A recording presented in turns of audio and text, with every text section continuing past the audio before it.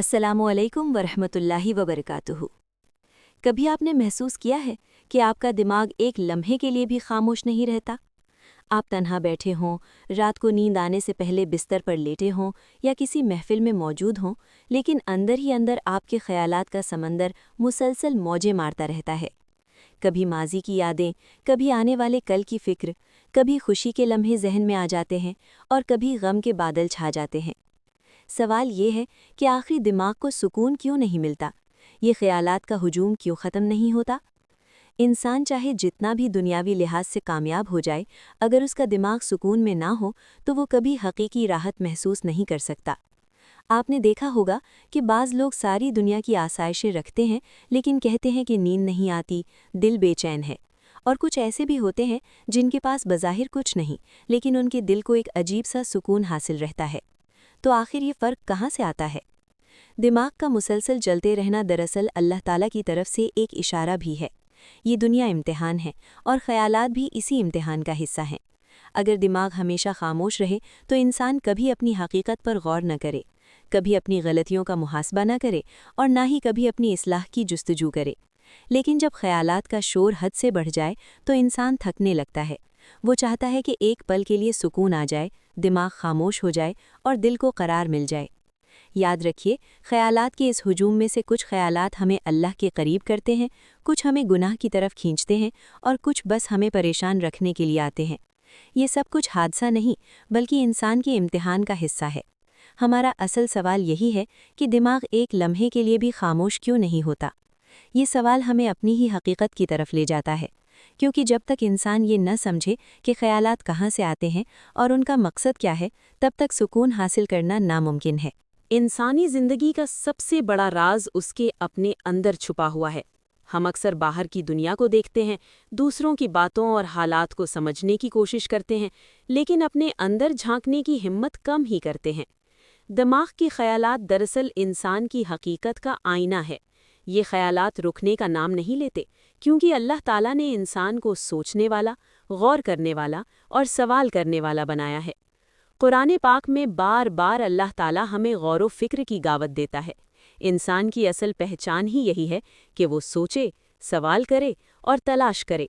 यही सोच कभी हमें अल्लाह की तरफ ले जाती है और कभी हमें भटका भी देती है। अब सवाल ये है कि ये ख़यालात आते कहाँ से हैं? कुछ ख़यालात हमारी फितरत से निकलते हैं, जैसे भूख लगे तो खाने का ख़याल, प्यास लगे तो पानी का ख़याल। ये सब फितरी है। कुछ ख़यालात हमारे माजी की यादों से जन्म लेते हैं। जो कुछ हम देखते, सुनते या महसूस करते हैं, वो दिमाग में महफूज हो जाता है और वक्तन फ़वक्तन वापस आ जाता है। और कुछ ख़यालात वो हैं जो शैतान की तरफ से आते हैं।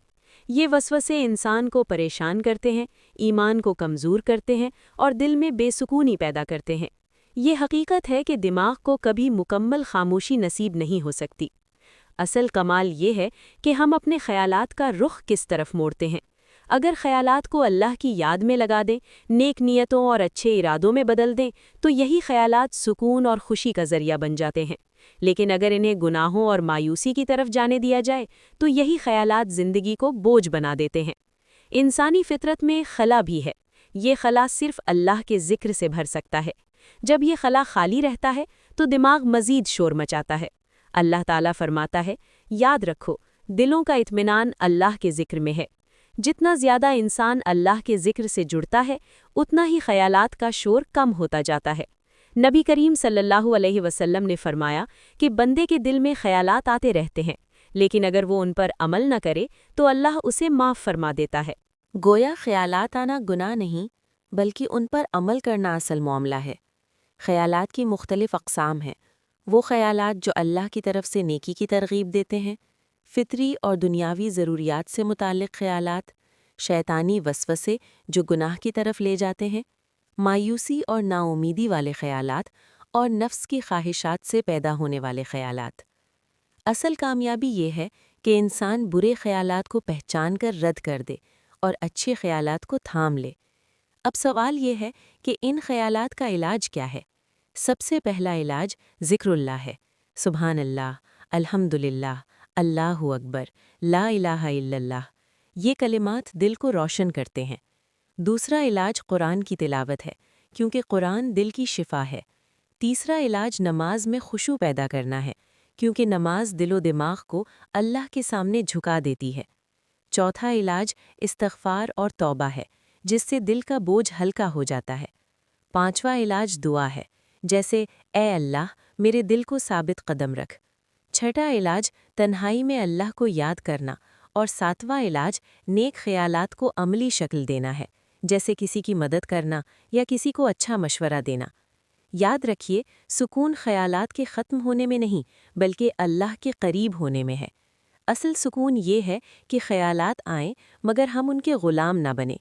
ہر لمحہ خود سے سوال کریں، کیا میرا یہ خیال مجھے اللہ کے قریب لے جا رہا ہے یا دور؟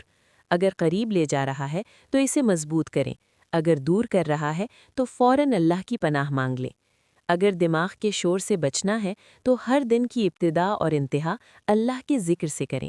یقین مانیے، پھر زندگی بدل جائے گی۔ اللہ ہم سب کو اپنے ذکر کی لذت نصیب فرمائے اور ہمارے دلوں کو سکون عطا فرمائے، آمین۔ والسلام علیکم ورحمۃ اللہ وبرکاتہ۔ چینل کو سبسکرائب اور ویڈیو کو شیئر ضرور کریں۔